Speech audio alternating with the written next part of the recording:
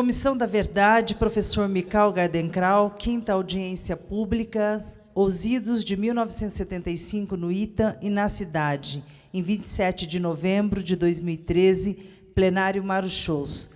Esclarecemos que todos os depoimentos da Comissão da Verdade serão abertos ao público. Está instalado a quinta Comissão da Verdade. Com a recordação, uma boa recordação. E também, em particular, por ter dado o nome do professor Michal Gardenkrau, a quem eu não conhecia, que vinha conhecer aí por volta de 2002, 2003, e a quem adquiri um grande respeito e uma grande admiração, como cidadão brasileiro. Bom, eu acredito que aqui nós devamos fazer aí depoimentos do que a gente viveu nesse período.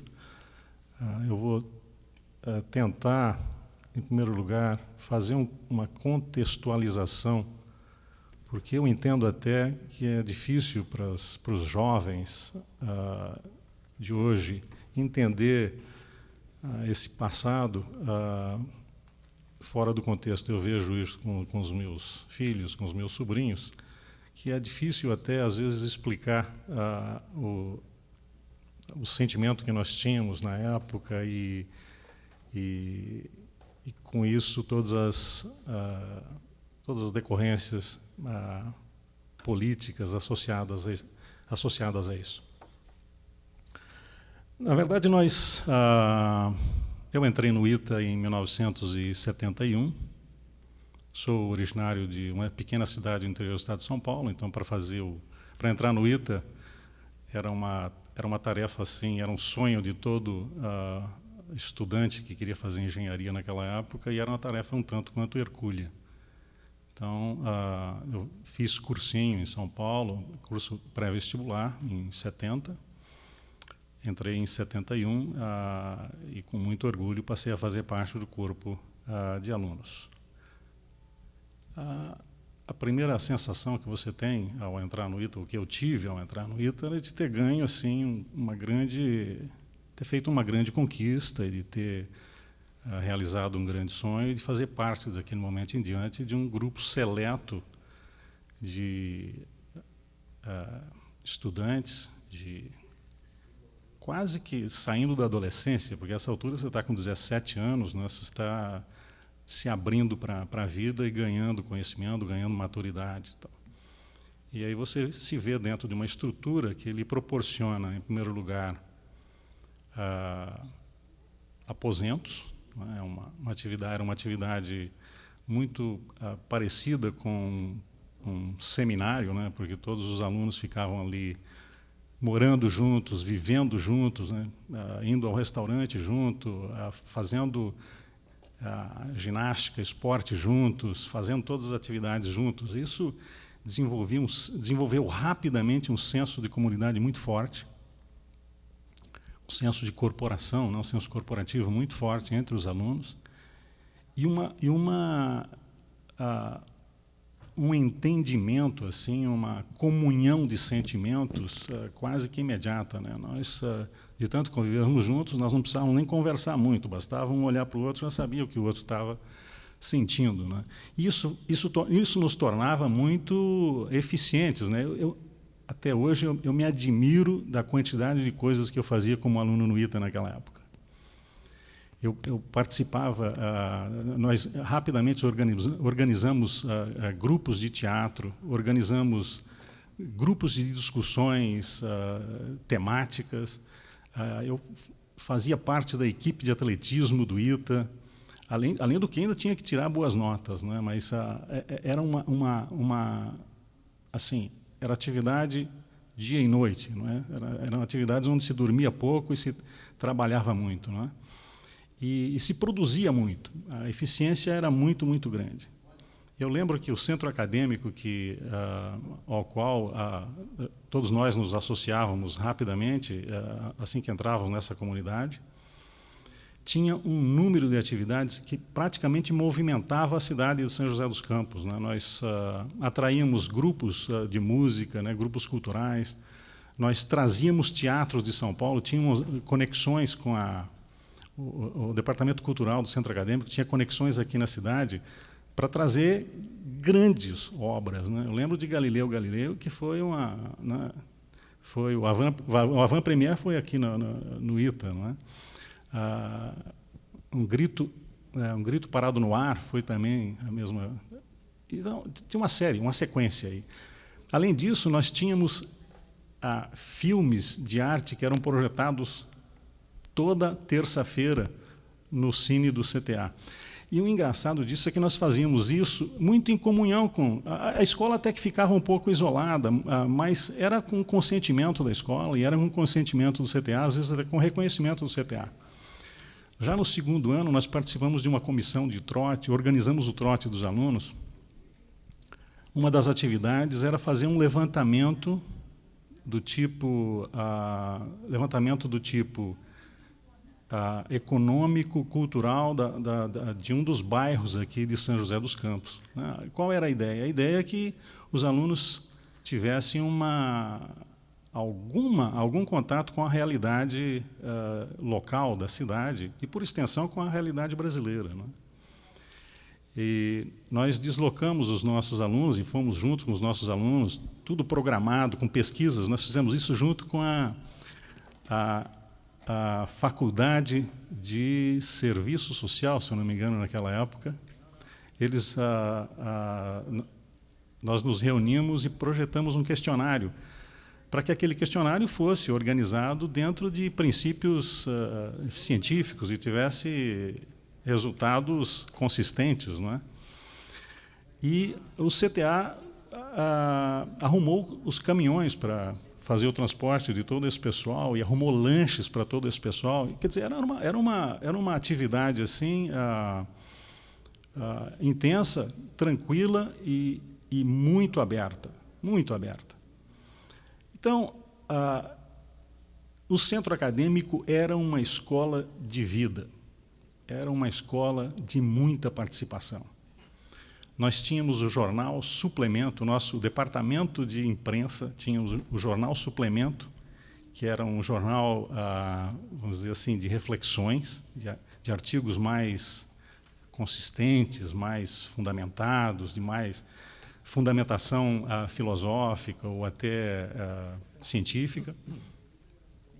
E tínhamos o jornal Complemento, que saía... O suplemento saía mensalmente e o complemento saía semanalmente. O complemento era um jornal mural que era aguardado. Ele saía toda...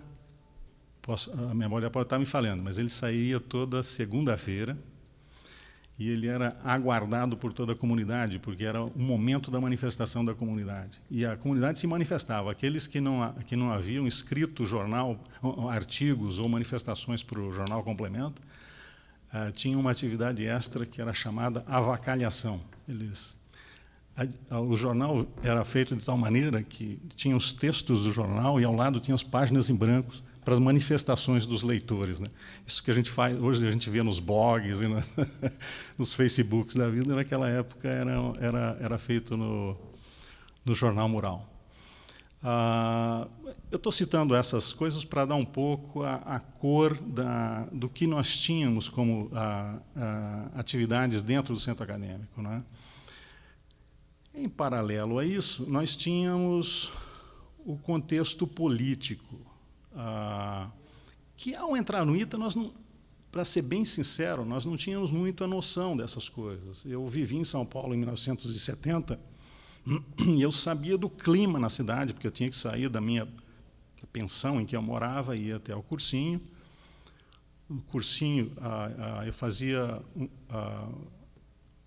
um curso pré-vestibular lá, o nome acho que era universitário, hoje não existe mais. Alguns professores tinham sido presos, então criava um clima de meio terror assim dentro do cursinho, porque os professores desapareciam, né? Também havia muitas notícias em jornais de gente que tinha sido morta na rua por questão de confronto com a polícia ou confronto com o exército e tal. Então era um clima muito tenso. Os jornais eram muito censurados, as revistas muito censuradas, então era uma sensação muito estranha, porque você comprava o jornal para ler, né? Todo bom aluno de pré-vestibulando sabe que tem que ficar lendo os jornais todos os dias. E era uma sensação muito estranha, porque os jornais saíam com aquelas tarjas pretas, assim, a primeira página saía toda uma tarja preta, você sabia que ali tinha alguma notícia que você não podia tomar conhecimento dela, por isso ela estava encoberta com aquela tarja preta. Ou então, mais tarde, o Estadão passou a publicar as famosas os poemas de Camões, né? Consta que ele publicou Lusíadas inteirinho, né? Por conta dessa censura. Então, era um clima muito pesado, um clima de muita insegurança. Mas, naquela época, isso me afetava pouco, além do fato de eu ter de ficar atento para que nada me pegasse de surpresa na rua. Ao chegar no ITA, isso ficou um tanto isolado, porque nós tínhamos nossa vida interna muito intensa e também a escola era muito demandante, então nós não vivíamos muito esse clima. Sabíamos que existia, né? Afinal, em 68 tinha lá o ato institucional número 5, e em 70 houve uma série de eventos aí, associados à repressão, à guerrilha e tal, né? Guerrilha urbana, que a gente ficava sabendo na época, mas não tinha exatamente a dimensão correta do que aquilo representava. Então, esse era mais ou menos o quadro do que a gente vivia, não é? Dentro do ITA e como aluno e um pouco fora da instituição, não é? O ITA, nós vivemos ali, ao longo desses anos, algumas, eu diria, rusgas de até relacionamento com os militares, ou com a instituição que patrocinava o ITA, e que, no final das contas, pagava as contas do ITA, que eram principalmente relacionadas ao CPUR, não é? Eu, quando entrei no ITA, na fila do CPUR, eles me disseram: não, você não pode fazer o CPUR. Mas eu fiquei chateado com aquilo, porque, afinal, eu queria fazer o CPUR. Mas eu sou daltônico, então, pelo fato de ser daltônico, eu não podia fazer o CPUR. Eu tinha outros colegas que não puderam fazer o CPUR, porque tinha 1,63 e tinha que ter, no mínimo, 1,65 e tal. Mas isso não chegava a ser uma coisa importante. Ela era acessória ali. A atividade do aluno nos seus 2 primeiros anos era fazer o curso preparatório de oficiais da reserva. Com o passar dos anos, isso passou houveram incrementos aí, e as rusgas começaram a aparecer por conta de uma tentativa de amarrar a existência do ITA e o curso na escola com a necessidade de fazer o curso preparatório. Eu lembro que, em 1973, 6 alunos, houve ali um desentendimento no CPUR, e 6 alunos foram desligados do CPUR. E, por conta disso, eles estavam sendo desligados da escola. Isso causou uma grande comoção. O centro acadêmico teve lá assembleias muito tumultuadas e muito assistidas, e nós até o centro acadêmico tomou a iniciativa de entrar com uma interpelação judicial por conta dessa expulsão. Já no ano seguinte, já houveram tentativas, que depois eu creio que os meus colegas aí podem até detalhar um pouco mais, tentativas de reforçar ainda mais essa exigência, não é? Essa vinculação. Eu vou adiantando, houve um projeto de lei em 74, que era, se eu não estou enganado, é o 2113, não é? Que vinculava que, daquele momento em diante, todo aluno do ITA tinha a obrigação de prestar 2 anos de serviço na aeronáutica, e, daquele momento em diante, também, todo aluno que entrasse no ITA tinha que atender todos os pré-requisitos do CPUR para poder entrar na escola. Nossa, isso... Bom, eu acho que alguém que vier depois pode detalhar um pouco mais. Se for necessário, eu faço da minha intervençãozinha para ajudar a memória. Acho que, não sei se alguém quer aí agregar algum comentário a mais nessa... e depois também a prisão. Tá certo.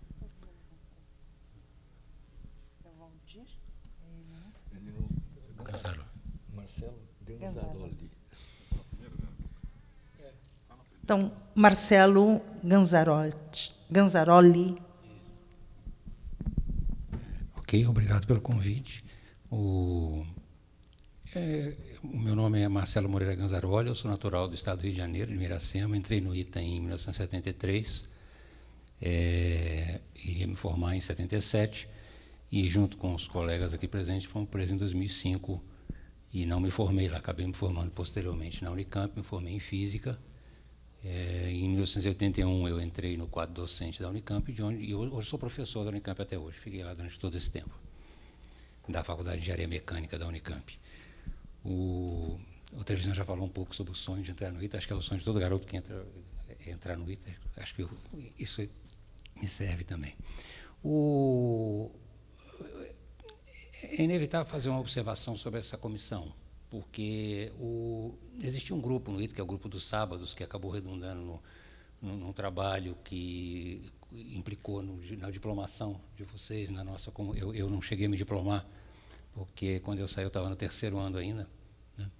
Mas a gente ganhou um título de engenheiro honoris causa, que é nem sei se isso existe, na verdade, esse tipo de... Existe doutor honoris causa, mas, enfim, não importa, o simbolismo vale, né?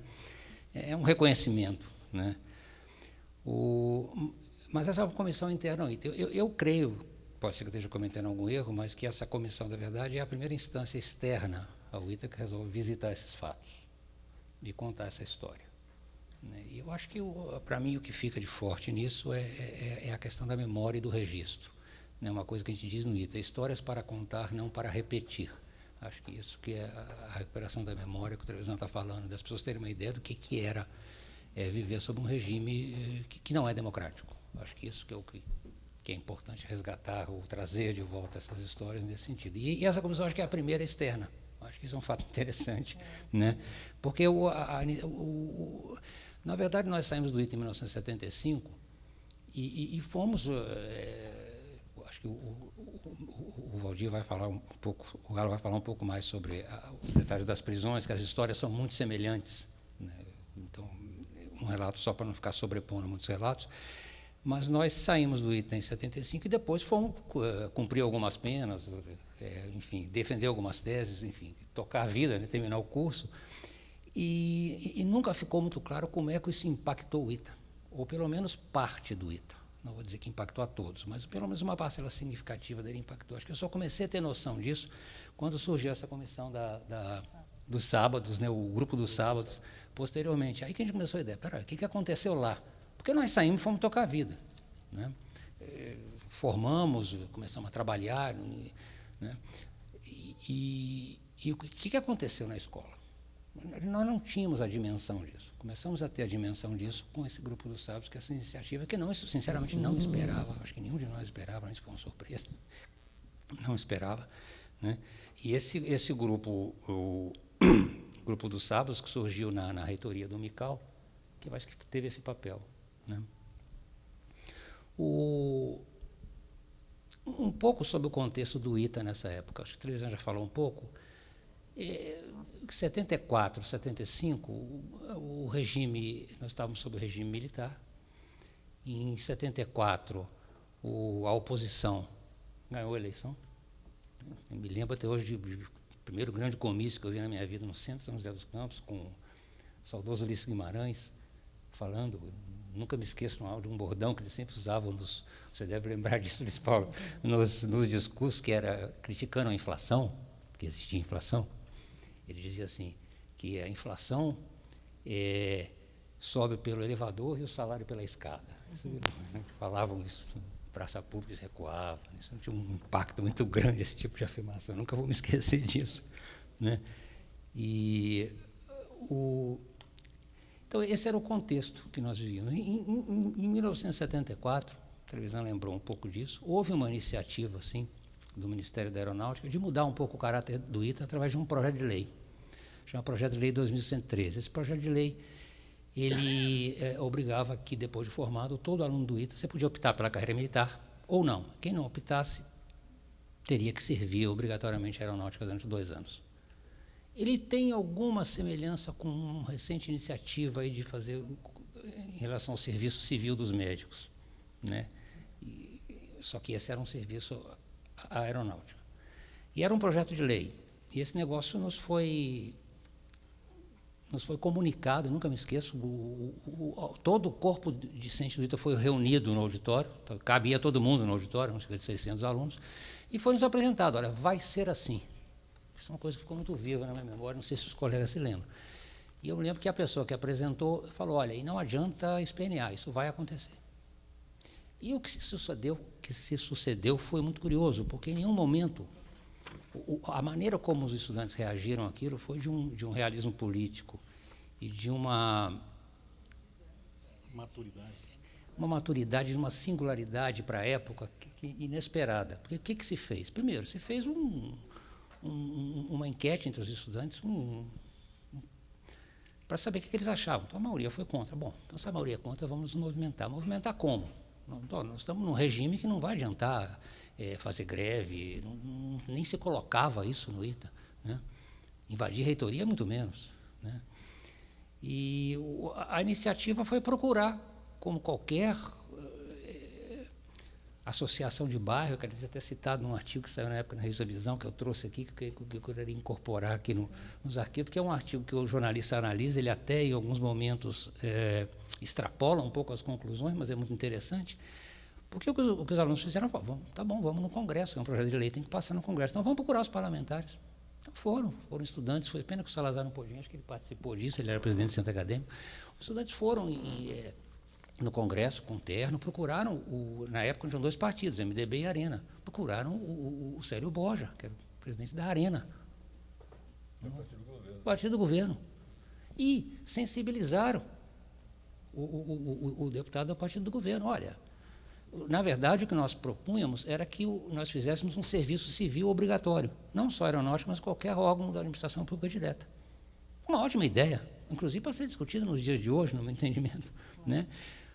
E isso sensibilizou o governo, né? Tanto que foi proposto um substitutivo, uma emenda. O caminho que nós seguimos foi um caminho absolutamente convencional de se fazer política num ambiente democrático, né?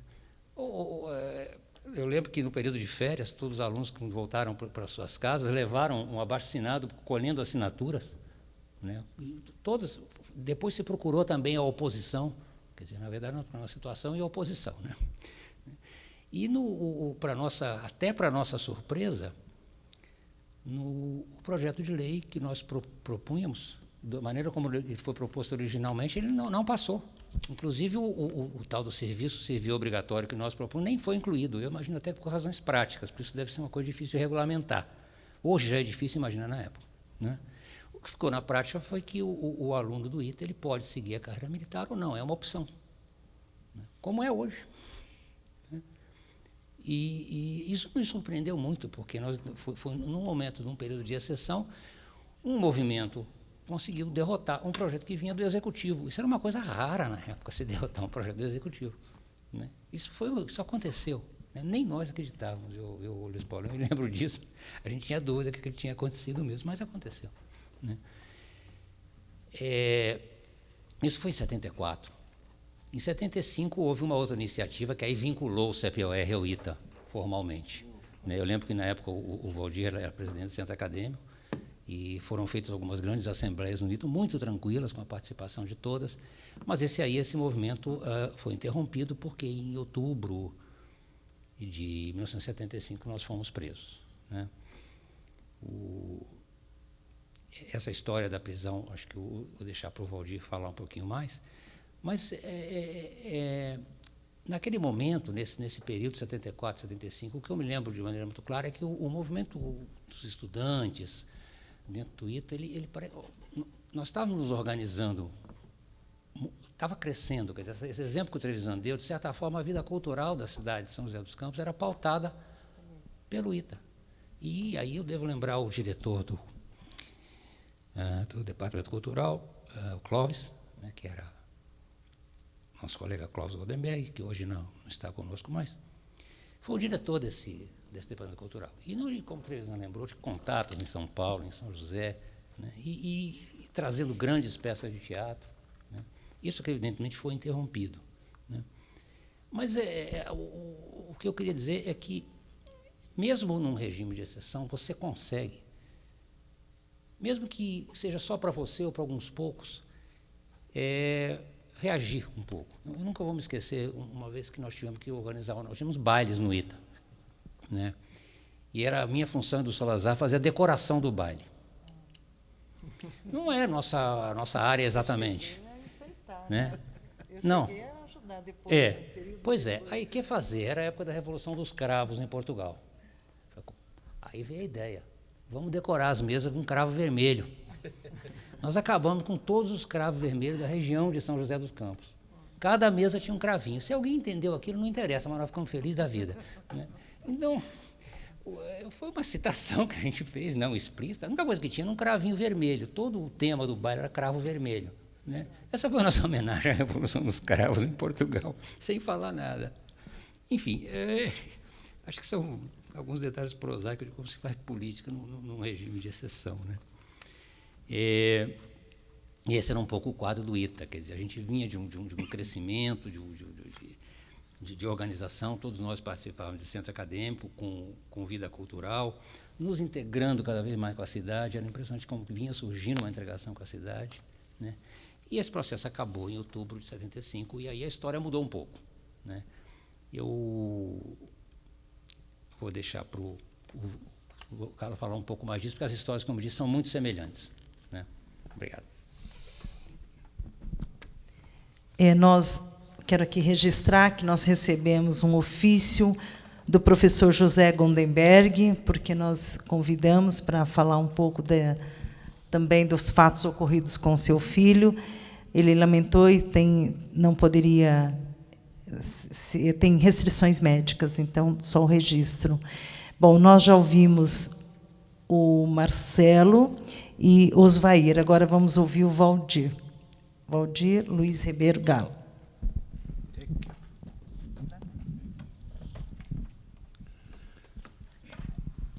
Meu nome é Valdir Luiz Ribeiro Galo. Atualmente sou professor também na Unicamp. Não por acaso, nós três que estamos aqui somos professores na Unicamp. Eu vou mencionar isso brevemente durante a minha fala. Eu gostaria também de deixar registrado a minha satisfação pela iniciativa da Câmara Municipal de São José dos Campos, ao tomar essa iniciativa de recuperar a memória, né? A memória dos fatos. O nome, Comissão da Verdade, professor Michael Gartenkraut, é extremamente oportuno também, pelo que o professor Michael representou e que já foi mencionado em uma sessão anterior, que eu já tive a oportunidade de assistir pela internet, né? Que é extremamente marcante, extremamente tocante a cerimônia de diplomação dos 6 alunos que foram expulsos, praticamente concurso já concluído. Na verdade, os alunos que não estavam no final do curso, como eu, Ganzaroli, Clóvis e vários outros de 64, né, e de 65, nós tivemos depois uma segunda cerimônia, onde a gente recebeu o tal do diploma de engenheiro honoris causa, que não tem validade nenhuma, mas, enfim, foi um ritual, né, importante. Já numa situação um pouco diferente, e eu acho que vale a pena eu me deter um pouquinho nesse assunto. Eu tenho aqui em mãos um e-mail do professor Milione, na época, isso daqui nós estamos falando em agosto de 2005, estava tudo preparado para ser feita a entrega desses diplomas de engenheiro honoris causa, veio uma informação superior do Ministério da Aeronáutica mandando suspender a cerimônia foi suspensa. E aí depois ela acabou acontecendo cerca de uns 3 meses depois, eu acho que foi final de novembro, começo de dezembro, que efetivamente ocorreu a entrega. Então, quer dizer, ainda em 2005, né, o professor Mical ele foi afastado da reitoria, por todo o trabalho que ele conseguiu conduzir de uma maneira extremamente serena, né, serena, bem tranquila. Ainda assim, ele foi afastado da reitoria, a cerimônia que estava prevista foi adiada, aí teve que haver negociações com algumas autoridades da aeronáutica, mas finalmente aconteceu. Aconteceu num clima completamente diferente. A primeira cerimônia foi num sábado, no auditório do ITA, lotado, gente saindo por todo canto, né? Essa nossa cerimônia foi uma sessão, num dia de semana, uma sessão da congregação do ITA, numa sala pequenininha. Fomos convidados, nós que íamos receber esse diploma de engenheiro honoris causa, e nossos familiares só. Praticamente nenhum ex-aluno podia participar, porque era um dia de semana, né? Então, foi uma coisa já bastante reduzida, por conta do fato do professor Mical já ter sido afastado da reitoria do ITA, e a cerimônia quase não aconteceu. É preciso que fique registrado que ela quase não aconteceu, né? Depois ela acabou se... Eu tenho aqui o convite. Dia 8 de dezembro de 2005 foi que ela efetivamente aconteceu. Bom, queria lembrar também, nós, em 1975, fomos presos em 5 alunos. Nós 3 que estamos aqui, mas o Sérgio Salazar, que não pôde vir, eu não consegui falar com ele, mas provavelmente por motivos profissionais, alguma dificuldade de trabalho. E o Clóvis Goldenberg, também nosso colega, que foi preso junto conosco e que, infelizmente, teve um problema sério de saúde e já faleceu. E, por isso, inclusive, aqui a comissão chamou o professor José Goldenberg, que é o pai dele, para comparecer. Mas o professor José Goldenberg estava com uma idade avançada, né? Bom, só pegando alguma beirada no que já foi falado um pouco, até para introduzir os detalhes da prisão, né? É preciso lembrar, um pouco para dar uma contextualizada de maneira política um pouco mais geral, a gente estava num regime, uma ditadura militar, né? Milione não gosta muito do militar, ele gosta de falar ditadura, só ponto, porque a ditadura era exercida pelos militares, mas não era em prol exclusivamente dos militares, né? E nisso ele tem uma boa parcela de razão, mas, enfim. Presidente, na época, era Ernesto Geisel, e o Geisel tinha saído com a proposta de fazer uma abertura lenta, gradual e segura. Se eu me lembro das palavras, acho que eram exatamente essas. Só que tinham vários outros setores dentro das Forças Armadas que achavam que não, que tinham posturas muito mais duras. Então, existia uma certa, não vou dizer cisão, mas existia um conflito de visões, pelo menos, dentro das Forças Armadas, sobre que rumo tomar. Esse conflito de visões, associado ao fato de que boa parte dos movimentos de resistência armada ao regime militar já tinham sido exterminados, né? Inclusive, na maior parte das vezes, fisicamente, né?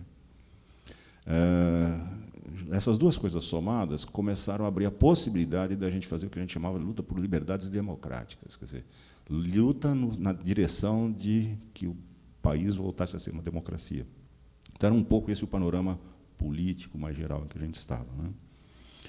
E, nisso, o centro acadêmico tinha muitas brechas para trabalhar, a gente tinha muita atividade cultural, como já foi falado, jornal, essa história dos blogs, hoje em dia, né, do cara ficar entrando e dando palpite, ficar tuitando de um para o outro, o nosso tuitar já existia, era o tal do jornalzinho complemento, só que era tuitar no papel, o cara ia lá e escrevia, né? Alguns assinavam, outros faziam de madrugada, para ninguém saber quem foi que escreveu, tinha coisas muito interessantes, tinha coisas absolutamente estúpidas, mas, enfim, era um exercício de democracia que a gente tinha dentro do centro acadêmico.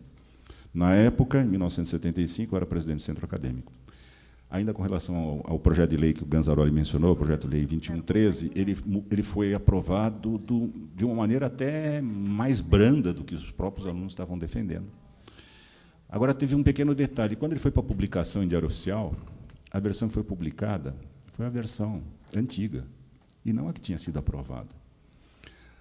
A gente estava de olho, olhou isso daí, entramos em contato com, na época, eu não sei se ele era deputado ou se já era senador, acho que era deputado, Franco Montoro. Aí ele alertou a casa que tinha sido publicada a versão errada, por acaso, do projeto, e aí foi retificado no Diário Oficial. Mas até esse pequeno golpe de publicar o projeto errado foi feito. Bom, a prisão, né? Nós todos trabalhávamos no centro acadêmico, na época eu era o presidente do centro acadêmico, nós estávamos mais ou menos disputando de novo com a aeronáutica, porque duas portarias do Ministério da Aeronáutica faziam essa vinculação entre o CPUR e o ITA. O Trevisan já comentou isso, só de passagem, né? O CPUR nasceu para ajudar os alunos que não tinham certificado militar, é assim que ele nasceu, né? E depois foi mudando um pouco a visão, acho que, da aeronáutica, de fazer com que o CPUR fosse uma parte integrante do ITA, quase tão importante como qualquer outra disciplina. E, nesse sentido, então, duas portarias do Ministério da Aeronáutica, em 1975, tinham sido publicadas e que faziam essa amarração. Se o aluno for trancado, né, trancar a matrícula, né, no CPUR, ele automaticamente, na escola, também tem que parar. Se ele for expulso do CPUR, automaticamente ele tem que ser expulso da escola. Para entrar no ITA, tinha que ter condições físicas de poder fazer o CPUR, coisa que hoje em dia é absolutamente impensável. A gente vê em tudo quanto é lugar, rampa de acesso para deficiente, né? No ITA ficou proibido.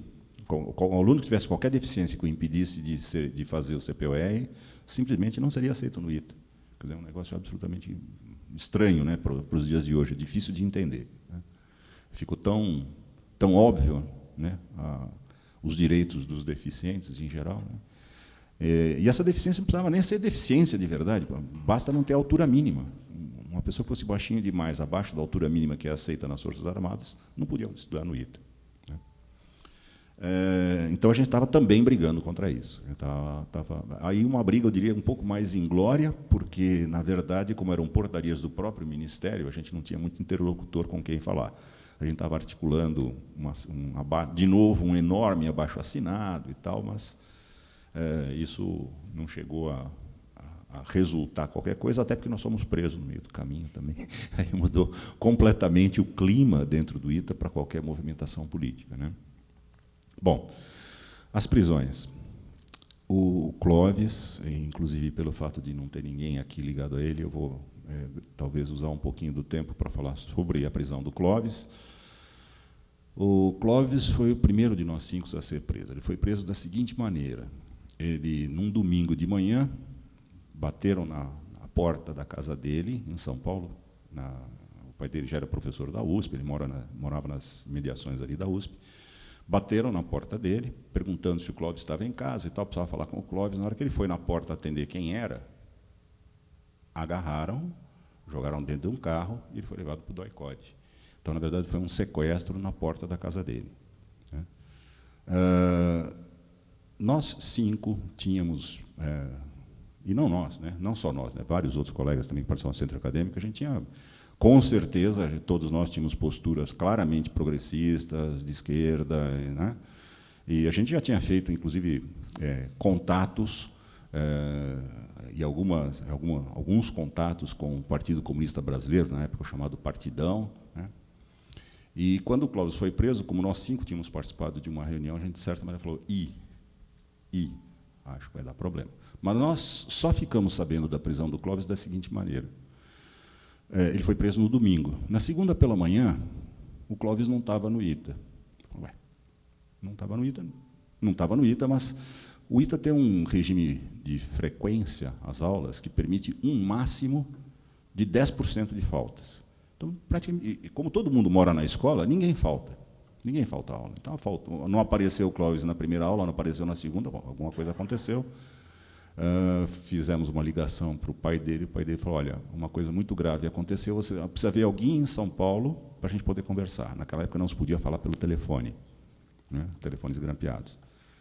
Foi uma pessoa até São Paulo, acho que foi o Odílio, se eu não me engano, um colega nosso, para conversar com o pai do Clóvis, e aí ele falou: olha, eu presumo que o Clóvis tenha sido preso, eu presumo que ele esteja no DOI-CODE, porque está ocorrendo uma série de prisões aqui em São Paulo, de várias pessoas, inclusive muito próximas do Clóvis, então eu presumo que ele esteja no DOI-CODE e que foi preso. De posse dessa informação, isso era uma segunda-feira. Na terça-feira a gente tentou agendar, eu era presidente do Centro Acadêmico, tentamos agendar uma audiência com o diretor-geral do CTA, um brigadeiro, não sei se vou lembrar o nome dele, mas enfim, para justamente levar, em nome do Centro Acadêmico, nossa preocupação com o fato do Clóvis ter sido sequestrado, ter sido preso. Na época, as prisões não eram prisões, elas se configuravam praticamente como sequestro, né? A Comissão de Justiça e Paz de São Paulo fazia a denúncia pública que tal ou qual pessoa desapareceu e se presume que esteja preso.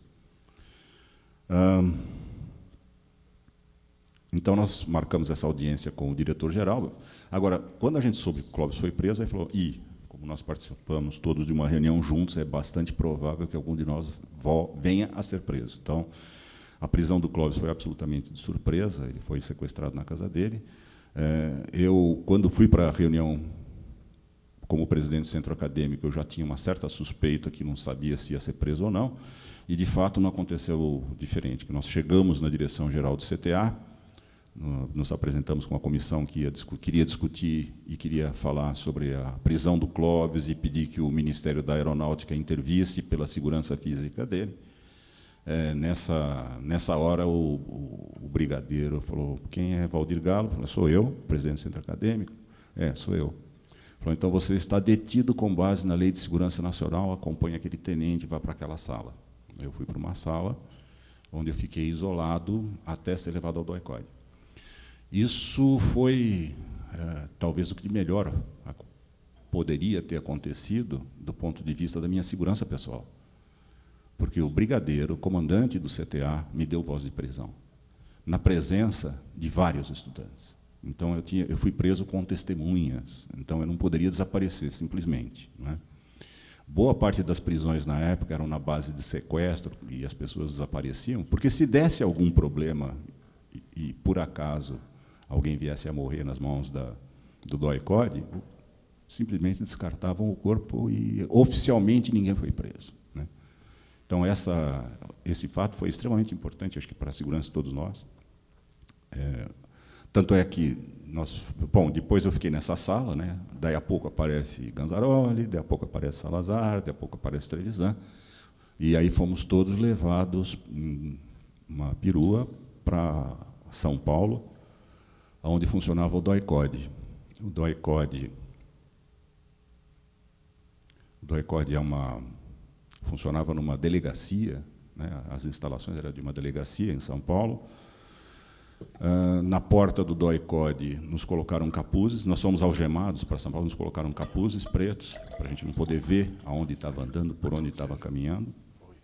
Fomos levados a um lugar onde tiramos todas as nossas roupas, documento, enfim, deixamos tudo lá, e recebemos um macacão como um macacão de mecânico, todos nós vestimos, e o tempo todo andando para lá, para cá, sendo levados com um capuz preto, justamente para manter incomunicabilidade, sem saber o que está acontecendo. Dentro do DOI-CODE foi certamente o pior período que a gente passou. A gente foi preso na quarta-feira, né? Na quarta-feira, dia 25 de outubro, não, 22 de outubro, isso, era uma quarta-feira, 22 de outubro, e nós ficamos dentro do DOI-CODE da quarta-feira, no final da tarde, foi quando nós chegamos lá, até no sábado de manhã. O DOI-CODE tinha muita gente presa na época, a maior parte, eu acredito que talvez a totalidade, pessoas ligadas direto ou indiretamente, ou simpatizantes, né? Todo mundo ligado ao Partido Comunista Brasileiro, ou ao Partidão, né?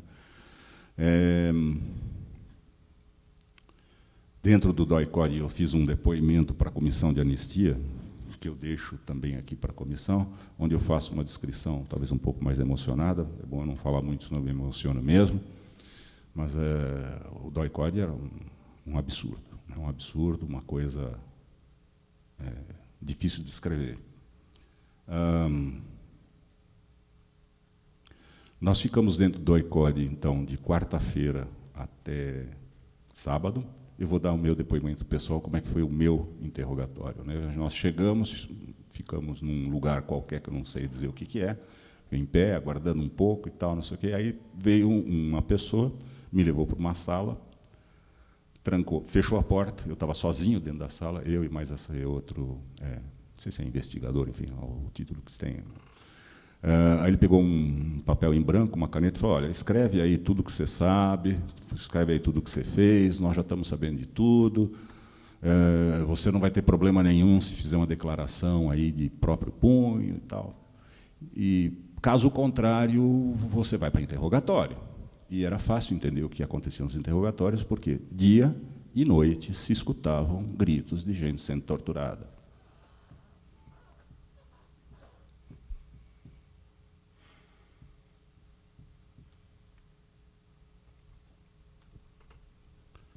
Bom, como eu não falei, bom, já que vocês sabem tudo, me diz o que é, aí eu assino, eu não estou afim de ir para a tortura, não tenho o menor interesse, né? Então me dá aí um papel e assina embaixo, quem que já escreveu o que, eu assino embaixo, né?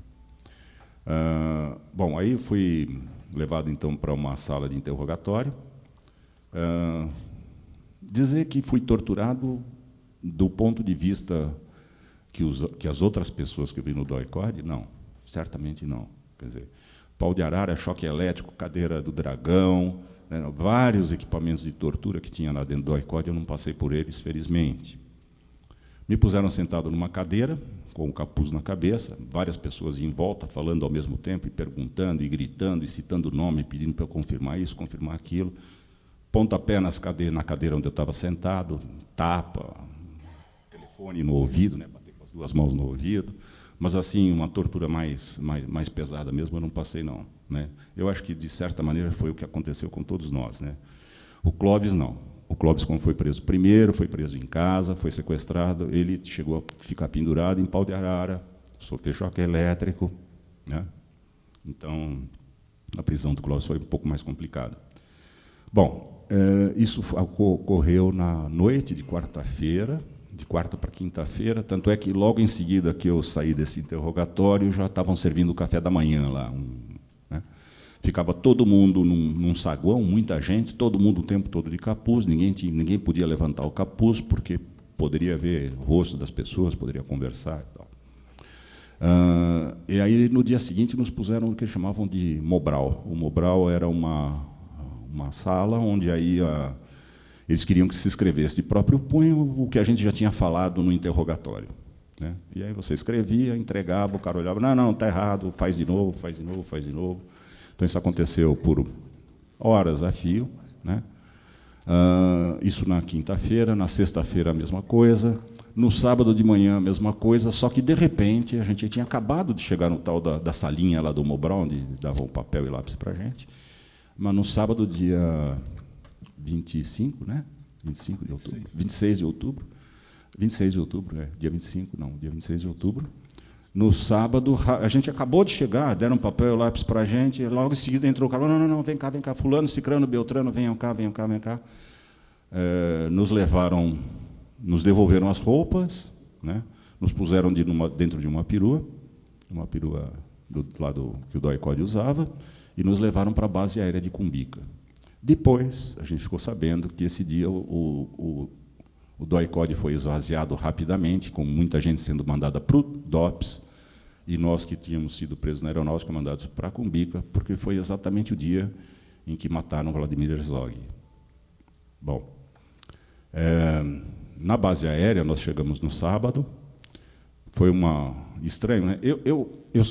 A minha família é de São Paulo, então eu fazia esse trajeto São José dos Campos, São Paulo, com frequência, sabia da base aérea de Cumbica. Então, para mim, não foi muita surpresa. A hora que o carro saiu da estrada, imediatamente nos puseram capuz, para a gente não saber onde estava indo, mas eu tinha praticamente certeza que estava indo para a base aérea de Cumbica. Depois de um certo tempo, o carro andou, parou, a gente começou a escutar barulho de armar metralhadora. Armando metralhadoras. Confesso, não fiquei com medo, porque eu achei que estava mesmo dentro da base aérea, não cheguei a ter a sensação de que poderiam fazer alguma outra coisa, mas um clima de intimidação o tempo todo, né? Nós fomos levados para Cumbica, numa prisão que estava desativada há muito tempo, ela estava, inclusive, empoeirada, ela tinha sido lavada meio às pressas, ela estava toda molhada quando a gente chegou. Essa prisão ficava onde hoje fica o terminal de passageiros do aeroporto de Guarulhos, fica do outro lado da base aérea. Nessa prisão fomos colocados, cada um de nós, numa cela individual, né? A gente não podia conversar, não podia trocar ideias. A ideia é que a gente não podia combinar a versão da história, né? Então, ficamos cada um de nós isolados. Depois de muito pouco tempo que a gente estava lá, apareceu um oficial da aeronáutica, Coronel Gersé Barbosa, se eu não me engano, o nome dele é Gersé. Ele apareceu, abriram a porta, a gente estava com uma guarda armada enorme, um aparato militar de metralhadora para todo lado. Ele pediu para abrir a porta, entrou para falar comigo, e a minha primeira reação foi de incredulidade, né? Porque ele falou: meu nome é Coronel Gersé, eu sou comandante da base aérea, eu vou fazer o inquérito policial militar com vocês, e eu quero saber se você precisa de alguma coisa. Agora que ele me falou, eu acho que aquilo lá bateu para mim como uma ironia profunda, porque quem está saindo do DOI-CODE e quer perguntar se precisa de alguma coisa, está brincando, né? Foi a minha reação, a tal ponto que ele viu minha cara, eu achei que ele estava me sacaneando, vai para falar o português, claro, né? Ele falou: não, aqui você está dentro da base aérea, está dentro de uma instalação da aeronáutica, aqui o tratamento vai ser outro, e eu estou falando sério, eu quero saber se você precisa de alguma coisa. Aí caiu a ficha que ele realmente estava falando sério.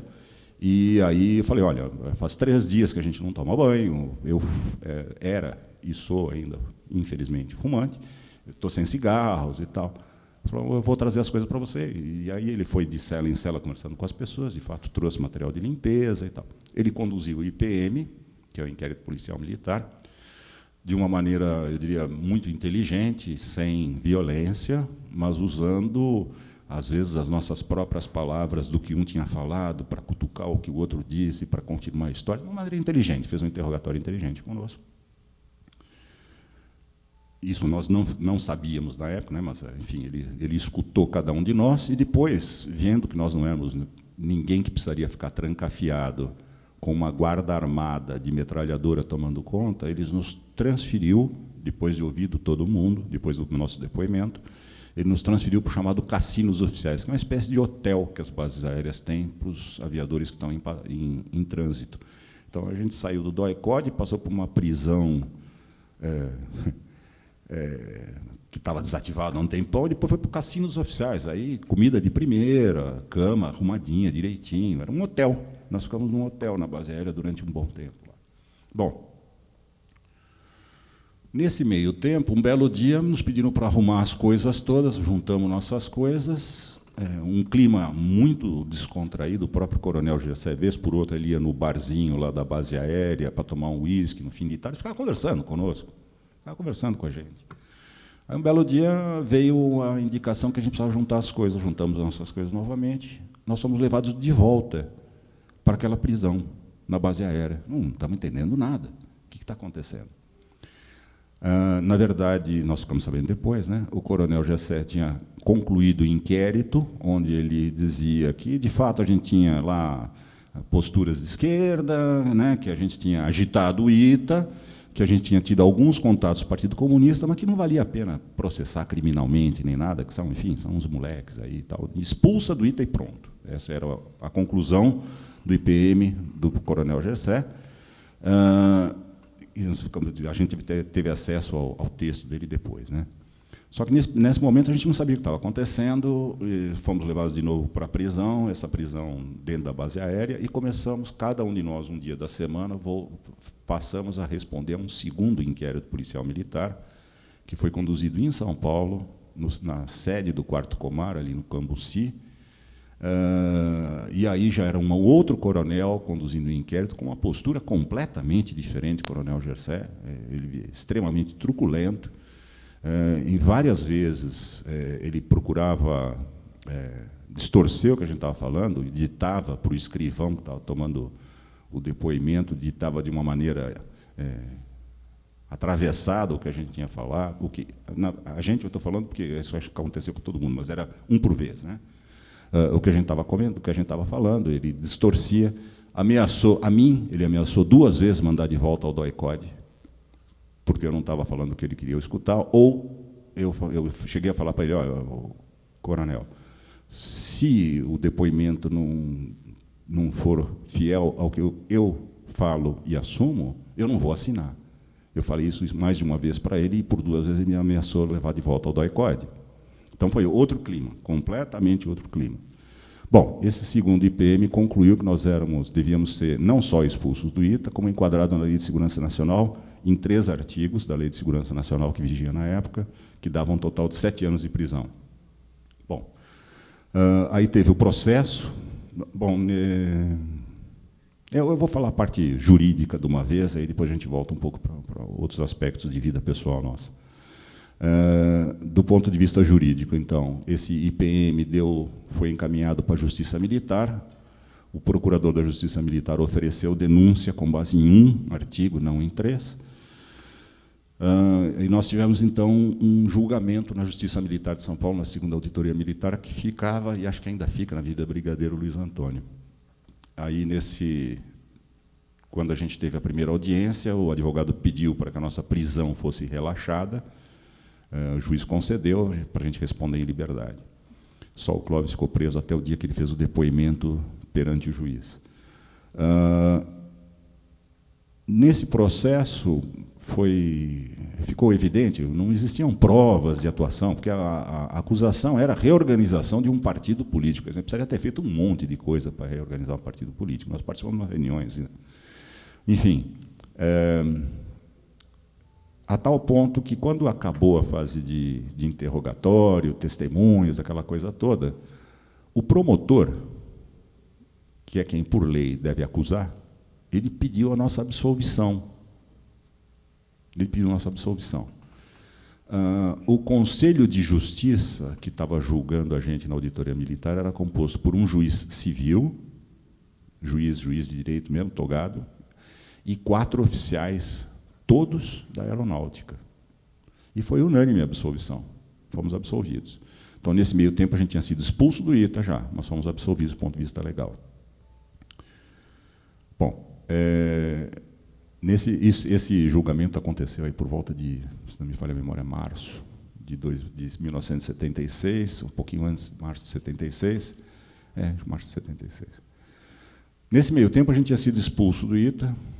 Essa expulsão, ela ocorreu, esse é um dos documentos que eu trouxe, nós fomos expulsos por um boletim do Ministério da Aeronáutica do dia 24 de dezembro de 1975, véspera de Natal.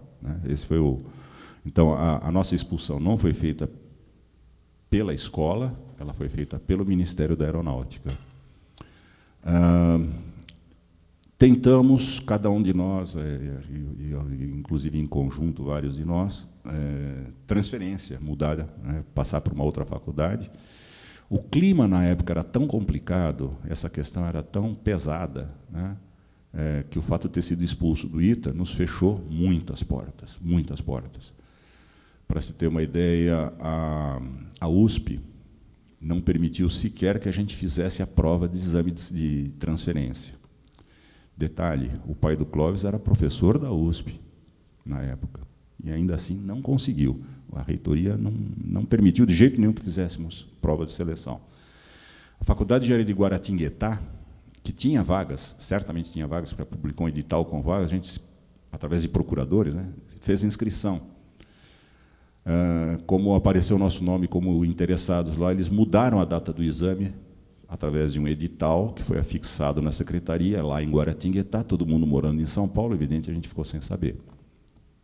Então, foi uma forma que eles fizeram de evitar que nós pudéssemos ir para lá. Eu, pessoalmente, como minha família é de São Paulo, chegamos a cogitar a hipótese de eu estudar numa escola de engenharia pública, a Escola de Engenharia Mauá, que, inclusive, na época, o diretor era muito amigo do pai do Clóvis, do professor Goldenberg. A Escola de Engenharia Mauá não aceitou a transferência, nenhuma escola particular aceitou nossa transferência. O único lugar onde a gente efetivamente conseguiu... a palavra acolhida, ela talvez apropriada. Foi a Unicamp. A Unicamp tinha um reitor, na época, que falou, olha, se tem vaga, presta exame. Se passar, está dentro. Se não passar, está fora. Mas não vai ser pelo fato de ter sido expulso e por estar sendo processado com base na Lei de Segurança Nacional que vou fechar as portas. Uma atitude, na época, muito diferente. Vários professores da Unicamp, na época, eram ex-alunos do ITA, certamente tiveram um papel importantíssimo nesse processo de conversar com o reitor, mas, então, finalmente, nós pudemos fazer a prova de seleção na Unicamp. O Trevisan e o Salazar, que estavam no 5º ano, conseguiram vaga na Engenharia Mecânica, que é o curso que eles faziam. Eu, o Ganza e o Clóvis, que não concluímos o 3º ano, né? Nessa etapa do curso não tinha vaga em Engenharia Mecânica, nem Engenharia Elétrica, então nós fizemos a transferência para o curso de Física. Então, eu sou graduado em Física, assim como o Ganzaroli. O Clóvis acabou depois, mais tarde, fazendo vestibular, e fez também Engenharia Elétrica, mas, enfim, ele é graduado nos dois. Então, não por isso, e depois, profissionalmente, comecei a fazer mestrado no ITA, depois fiz doutorado no ITA, na Unicamp, não é? E aí, por conta disso, inclusive durante o meu mestrado, acabei sendo contratado como professor, e é por isso que nós 3 hoje somos professores da Unicamp. Não é tão por acaso assim que nós somos 3 da Unicamp. Bom, então eu estava no ponto em que nós fomos absolvidos na Auditoria Militar de São Paulo, e aí o promotor que tinha pedido nossa absolvição, por lei, ele é obrigado a recorrer ao STM, ao Superior Tribunal Militar. Então, ele recorreu ao STM. O recurso dele tem 2 linhas, literalmente, né? De acordo com o artigo tal, parará, recorro da decisão. Ponto. Dever de ofício. Quando chegou no STM, a gente tentando reorganizar a vida em Campinas, nós fomos julgados em setembro, eu acho, de 1976, pelo STM, e, para surpresa de todo mundo, que normalmente o que acontecia é que os julgamentos no STM, em geral, eram mais brandos do que na primeira instância, e a gente já tinha sido absolvido na primeira instância por unanimidade. No STM, nós fomos condenados. Nós que estamos aqui, mais o Salazar, a 2 anos de prisão, e o Clóvis a 2 anos e 4 meses. Os detalhes do processo e tal, isso daí, inclusive, é acesso, eu não sei se é público, mas é um acesso que, pelo menos, os interessados podem acessar no arquivo do STM. A gente tem o número do processo, acesso ao processo, tem todas as coisas lá. Então, nós fomos condenados a 2 anos, conversamos com o advogado falou, olha, como não foi unânime, cabe um recurso ao próprio STM, só que, para esse recurso ser julgado, vocês vão ter que estar presos. Não pode ter julgamento se vocês não estiverem presos. E, por outro lado, esse recurso pode levar meses para ser aprovado. Então, e não sei se vai ser aprovado ou não, é uma aposta, né? Então, o que acabou acontecendo é que nós 5, decidimos que a gente ia aguardar, fora da prisão, o tal do recurso. Primeiro, se ele ia ser aceito, e depois, se aceito, se a gente ia ser absolvido. Então, resolvemos ficar fora da prisão. Aí nós passamos, na verdade, a ficar com uma vida clandestina. Nós não podíamos ficar em casa, tinha mandato de prisão contra nós, e aí a gente ficou aí pelo Brasil afora, né? Nós ficamos em casa de amigos, em casa de alguns parentes mais longínquos, enfim. Mas ficamos um tempo sem poder estudar, sem poder visitar nossos familiares e tal. É verdade que foi uma decisão nossa, mas a opção contrária seria ir para a prisão. Quando, em abril de 1977, finalmente o advogado falou, olha, foi aprovado que vai haver um novo julgamento, só que, para marcar o julgamento, vocês precisam estar presos. Aí nós nos apresentamos no DOPS, em São Paulo, e fomos presos. Fomos para o presídio. Todos nós, confesso que a juventude traz muitas ilusões, né? Todos nós tínhamos certeza absoluta que íamos ser absolvidos. Foi um erro de percurso aquela condenação, né? A gente achou que ia passar alguns dias na prisão só e pronto. Aí teve o segundo julgamento e, para nossa surpresa, foi novamente confirmada a condenação, dessa vez por um placar mais apertado. O primeiro tinha sido, acho que com 2 votos contrários, o segundo foi 6 a favor e 4 contra, mas o fato é que a gente já estava preso e preso ficamos, né? Então, nós cumprimos pena por condenação por 2 anos, no meu caso, do Ganzaroli, do Trevisan e do Salazar, e 2 anos e 4 meses, no caso do Clóvis. Saímos em liberdade condicional, E, em fevereiro de 1979, o recurso que a gente tinha indicado ao STF, ao Superior Tribunal Federal, foi avaliado, e aí nós fomos absolvidos no STF. Então, a gente foi condenado, foi absolvido em primeira instância, condenado 2 vezes no STM, e depois absolvidos no Tribunal Superior Federal. Só que já tinham cumprido pena, né? Até o período condicional já tinha passado. Então, a pena ficou, né? O Trevisan e o Salazar, que estavam há 1 mês de acabar o curso e ir para a vida profissional, perderam 3 anos. Né? Eu, Ganzaroli e Clóvis, que estavam um pouco mais atrás no curso, também certamente isso afetou pelo menos 2 anos da nossa vida profissional. Eu acho que essa é a história das prisões. Eu acho que falei bastante. Não sei se alguém gostaria de complementar. Talvez a única coisa que eu acho que isso tem me incomodado um pouco, essa dificuldade que as pessoas que não viveram esse período têm de entender o que era o clima, como é que a coisa acontecia, né? O que é você não poder falar o que você pensa, né? Os jornais, as revistas censurados. As pessoas que não viveram isso, às vezes podem se iludir com algumas coisas que estão acontecendo e que eu tenho recebido e-mail de, às vezes, conhecido, falando coisas do gênero: na ditadura era muito melhor, porque a gente tinha isso, tinha aquilo outro. Eu acho que esse é um perigo sério, sério. E, por isso, a Comissão da Verdade é extremamente importante, para que as novas gerações não sejam contaminadas por informações erradas, mentirosas, quando se fala que não tinha corrupção durante o governo militar. Isso é uma mentira, né? A imprensa não podia noticiar. Os advogados não podiam andar atrás. Não existia Ministério Público com a independência que tem hoje para investigar. Então, é outra coisa. Ele estava embaixo do tapete, mas dizer que não tinha é mentira. Mentira. É só fazer um levantamento de quantos militares compraram apartamentos muito acima das suas posses na década de 70, que a gente descobre se tinha ou se não tinha corrupção na época. Então, e-mails com essas mensagens meio assim que todo político é corrupto, para que precisamos do Congresso? Né? Esse tipo de coisa está rolando na internet.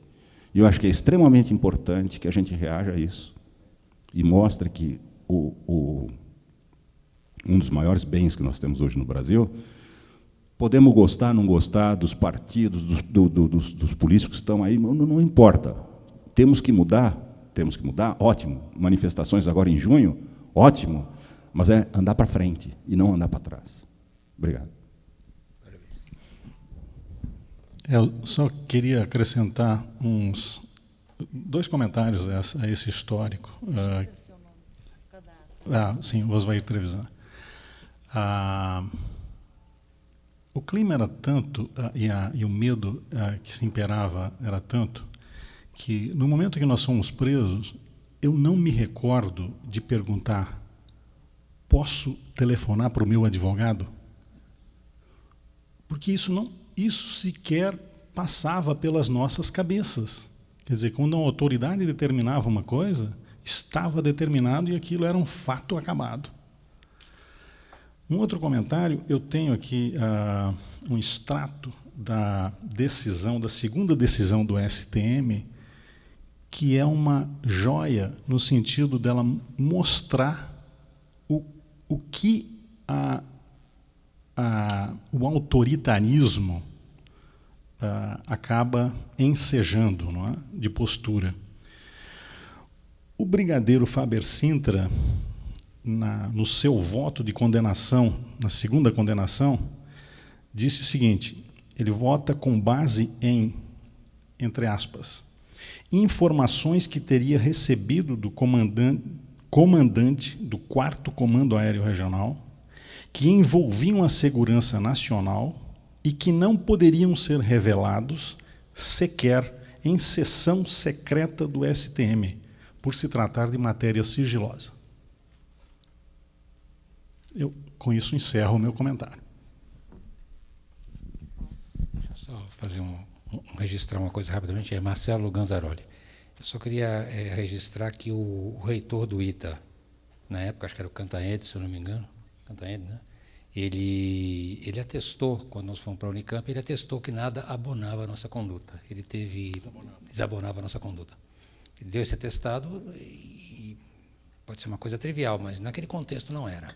Ele atestou que nada desabonava a nossa conduta, porque isso foi importante no nosso processo de transferência para a Unicamp. Acho bom, é importante registrar essa posição do reitor do ITA na época.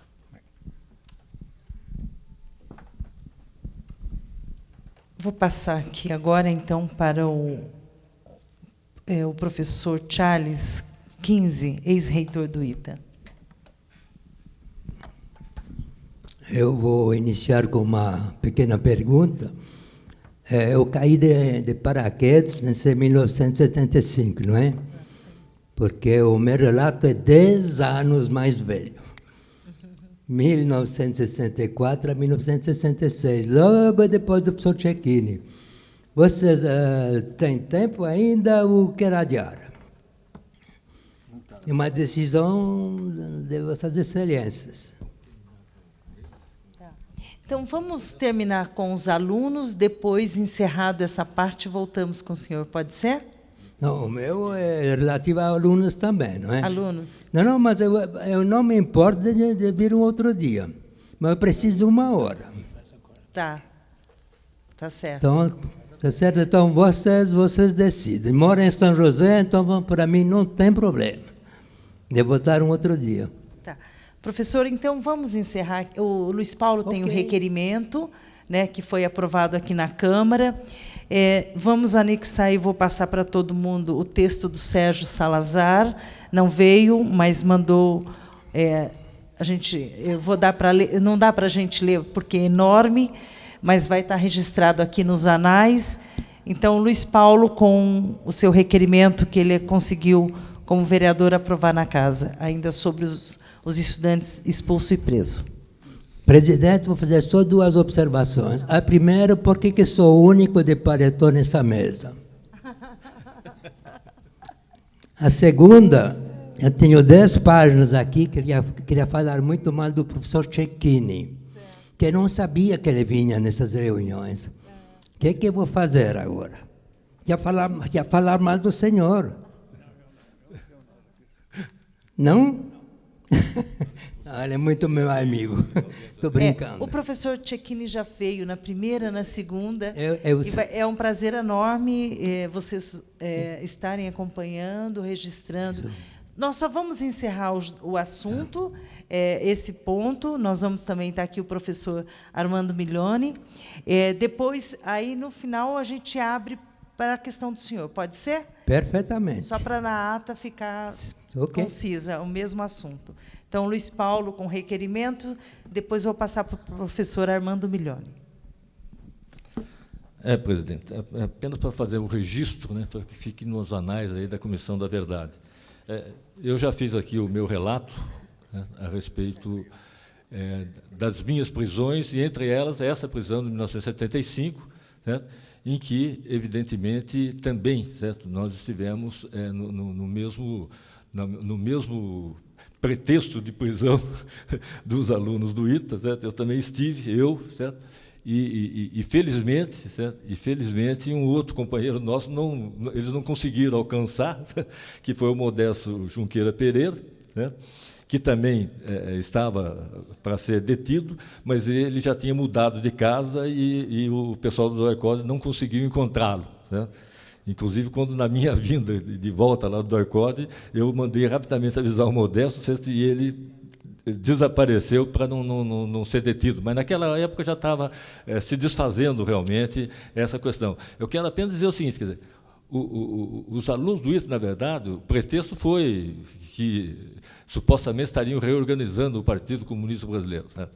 Mas, na verdade, foi uma revanche dos militares da aeronáutica, na época, né, que foram derrotados, né, pela mobilização do CASE, do Centro Acadêmico Santos Dumont e de seus dirigentes, né, contra o processo de militarização do ITA. Quer dizer, eles conseguiram vencer politicamente, dentro do regime militar ainda, certo? Conseguiram vencer, certo? se reportando ao Parlamento Nacional, né, conseguiram derrotar a proposta de militarização do ITA. Quer dizer, e isso realmente feriu fundo, né, o Ministério da Aeronáutica na época, certo? E seus principais líderes. Né? Então, eles aproveitaram dessa oportunidade, para desforrar, certo? Prendendo aqueles que foram realmente os principais líderes do ITA, certo? Nesse movimento contra a militarização do ITA, que eu, evidentemente, acompanhei, certo? Para e passo. Certo? Mas, em 1979, eu já estava na Câmara. Quer dizer, saído da prisão, eu tinha duas alternativas. Ou eu deixava o país, né, porque eu poderia sumir comigo, ou então eu me tornava uma figura pública. Né?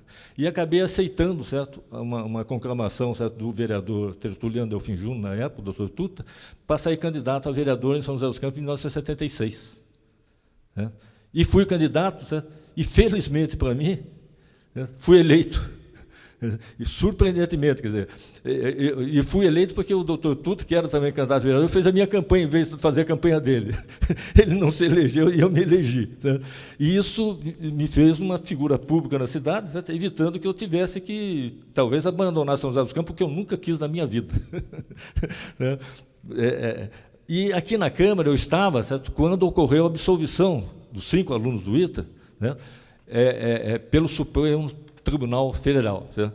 E, evidentemente, certo, vereador do MDB, da oposição, nessa casa, certo, eu apresentei um requerimento, o requerimento número 227, de 1979, que desagrava os estudantes do ITA, presos arbitrariamente e agora absolvidos pelo Supremo Tribunal Federal. Esse meu requerimento foi subscrito por todos os vereadores do MDB nesta Casa de Leis, certo? Na Câmara Municipal de São José dos Campos. E foi aprovado pela Câmara Municipal, né? Foi aprovado pela Câmara Municipal, foi aprovado, não tenho aqui a referência, mas eu acredito que foi aprovado talvez até por unanimidade, certo? Na época, né? E eu vou ler apenas para que haja esse registro. Senhor Presidente, o Supremo Tribunal Federal, por unanimidade, absolveu, sexta-feira última, os 5 estudantes do Instituto Tecnológico de Aeronáutica, ITA, de São José dos Campos, presos arbitrariamente em outubro de 1975. Sérgio Salazar, Valdir Galo, Marcelo Ganzaroli, Osvair Vidal Trevisan e Clóvis Gordenberg. Este último, filho do professor José Gondenberg, diretor do Instituto de Física de São Paulo, haviam sido também absolvidos por unanimidade pela 2ª Auditoria de Guerra de São Paulo. Posteriormente, no entanto, recorrida a decisão unânime, o Superior Tribunal Militar, por maioria de votos e para espanto geral, condenou os 5 itianos a 2 anos de prisão, exceção de Clóvis Goldenberg, cuja sentença foi fixada em 2 anos e 4 meses. A absolvição unânime fundamentou-se no voto do relator, ministro Cunha Peixoto, que não concordou com a decisão do STM em condenar os estudantes, apontando a inexistência de provas e afirmando que, a seu ver, não houve a realização dos atos preparatórios de reorganizar o Partido Comunista Brasileiro por parte dos acusados. Os estudantes haviam sido enquadrados no artigo 43 da Lei de Segurança Nacional. O advogado Edibal Pivetta não se conformou com a decisão do STM e apelou ao Supremo Tribunal Federal em grau de recurso, visando a absolvição dos estudantes. Segundo ele, a denúncia do Ministério Público fora um excesso. No julgamento, os 5 ministros que compõem a primeira turma do Supremo Tribunal Federal, Thompson Flores, Xavier de Albuquerque, Soares Munhoz, Luiz Maier e Cunha Peixoto votaram pela absolvição dos estudantes. A decisão do Supremo Tribunal Federal insere-se dentro aquelas que afirma o Judiciário Nacional, expressão maior da consciência jurídica brasileira, como um poder em condições de exercer a sua missão de promover a justiça entre governantes e governados. Ocorre, no entanto, que a ação arbitrária de outubro de 1975 ocasionou perdas irreparáveis para os 5 estudantes. Afastados do Instituto Tecnológico de Aeronáutica, ITA, tiveram que buscar novos caminhos para o prosseguimento de seus estudos, embora tivessem adquirido aquele direito, vencendo e se habilitando em provas nacionais que atestaram os seus graus de conhecimento e de inteligência. Mesmo absolvidos pela 2ª Auditoria de Guerra, com a condenação pelo Superior Tribunal Militar, acabaram permanecendo presos por aproximadamente 1 ano, gozando de liberdade condicional até o momento da absolvição final. Resta, pois, a necessidade de reintegração dos mesmos junto ao ITA, e deveria caber também o ressarcimento pela perda de um longo ano na carreira promissora de 5 jovens brasileiros.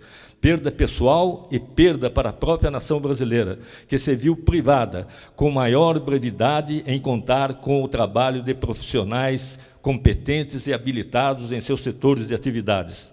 E tudo isso ocorreu porque os 5 estudantes, como outros estudantes brasileiros, não se conformaram em apenas receber os ensinamentos científicos e quiseram também, acreditando na construção do futuro democrático de nosso país, participar social e politicamente da vida nacional, o que atesta a filiação dos mesmos ao Movimento Democrático Brasileiro, MDB, de São José dos Campos.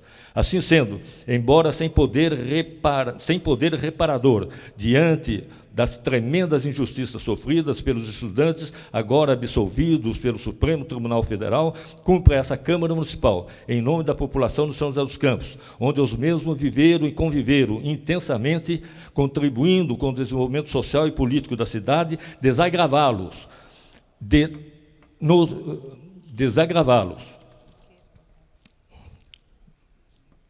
Requeiro, portanto, nos termos regimentais, seja inserido nos anais legislativos de São José dos Campos o desagravo público aos estudantes Sérgio Salazar, Valdir Galo, Marcelo Ganzaroli, Osvair Vidal Trevisan e Clóvis Gorneberg, inocentes perante o povo e agora perante o órgão supremo do Poder Judiciário, como forma de se promover, em nome da população joseense e de seus colegas e amigos, a reparação pública das injustiças que sofreram, que dessa decisão sejam cientificados os desagravados, o Supremo Tribunal Federal, os presidentes dos diretórios municipal, regional e nacional do MDB, os líderes do MDB na Assembleia Legislativa e no Congresso Nacional, Câmara dos Deputados e Senado Federal.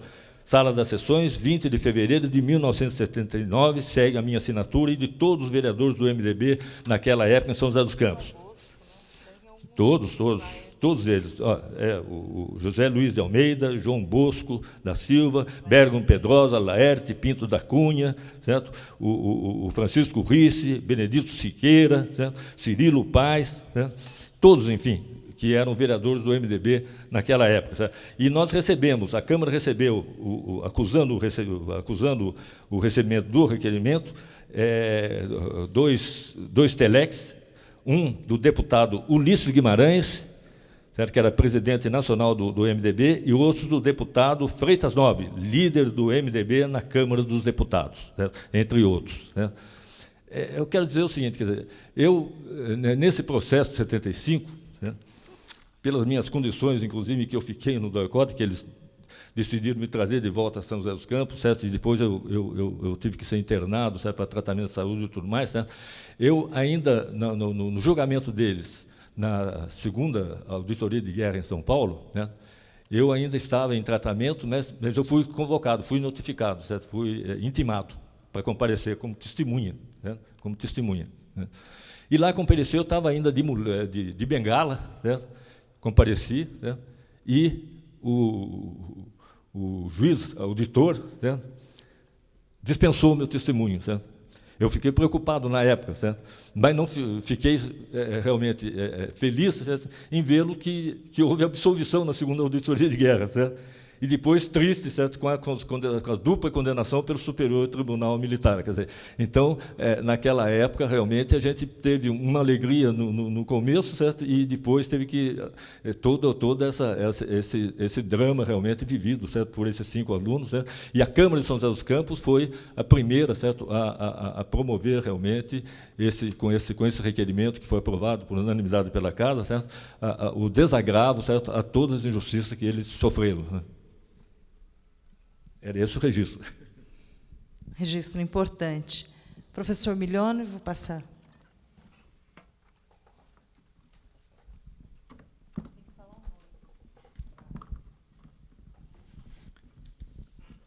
Bom, boa tarde. Meu nome é Armando Zeferino Milione, eu sou ex-aluno do ITA. Lá eu fiz minha graduação e mestrado, sou professor de lá há mais de 30 anos, portanto, eu tenho uma ligação com a escola ininterrupta de 40 anos. Queria dizer que, para mim, é um prazer estar aqui, na companhia de tanta gente que eu admiro. Já tive a oportunidade de dar um depoimento numa primeira sessão desta comissão, mas hoje eu faço questão de cumprimentar, em particular, 3 pessoas que eu admiro tanto e que eu vejo tão pouco, que são esses colegas Galo, Ganzaroli e Trevisan, que são, em parte, responsáveis pela minha formação cultural. Trevisan me dirigiu na primeira e única peça de teatro que eu participei na vida. E eu imaginava que ia ser uma alternativa para fugir do trote, e acabou sendo uma excepcional oportunidade de ganhar cultura. E obrigado por isso, Trevisan. Obrigado a você, Galo, por ter tido a coragem de ser presidente do Centro Acadêmico naqueles anos. A minha admiração por você é eterna. Obrigado, Ganzaroli, por ter sido a pessoa importante que foi na minha vida. Eu também pego o gancho do Galo para mencionar da minha concordância com a importância desta comissão da verdade, que trate não apenas das questões passadas, mas das questões presentes da ditadura, como eu pretendo falar aqui hoje. A Comissão da Verdade tem por obrigação estabelecer a verdade e negar as mentiras que nós continuamos a ouvir. A Comissão da Verdade tem que lembrar os registros históricos que dão conta que o golpe de 64 iniciou a prática da tortura e dos assassinatos de cidadãos brasileiros no dia seguinte ao golpe. Nós ouvimos aqui cidadãos brasileiros que não se formaram no ITA em 1964 e 1965, que deram depoimento a respeito da tortura que sofreram nos primeiros dias de 1964. Ouvimos aqui relatos a respeito de brasileiros em 64, em 65, em 75, que cursavam o ITA, que jamais pegaram em armas, jamais participaram de qualquer ato de violência, mas que foram aprisionados sem acusação, foram torturados e, posteriormente, paradoxalmente inocentados do crime de pensar, unicamente pensar e expressar suas opiniões. Então, essas posições têm que ficar claras.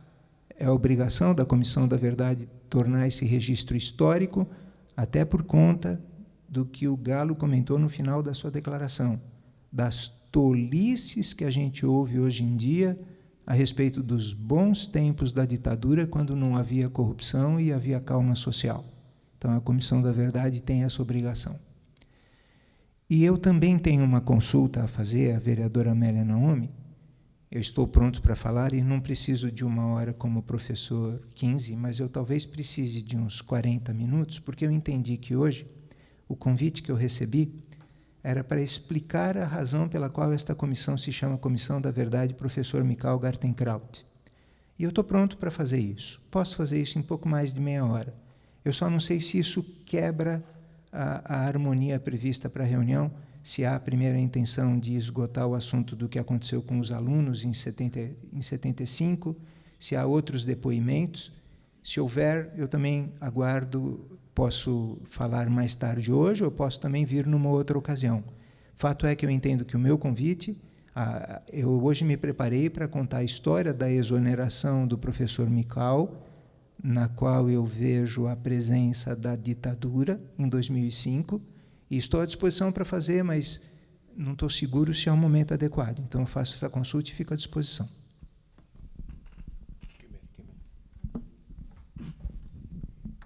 Eu precisava só consultar, porque nós convidamos também os sindicalistas, os representantes, os familiares.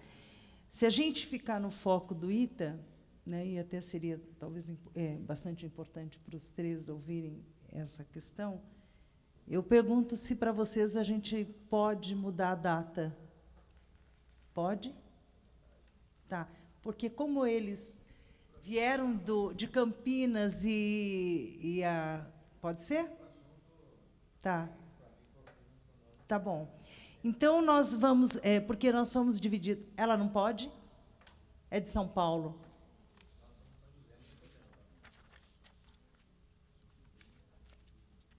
Tá. Então, nós vamos fazer o seguinte encaminhamento. Nós vamos fazer essa parte do ITA, do depoimento do professor Armando. E também, aí, bom, só a questão de horário, nós temos mais 40, e depois o professor Charles, que é 1 hora que o senhor precisa, é isso? Mas eu vou aguardar isso? Pergunta eu. Tá.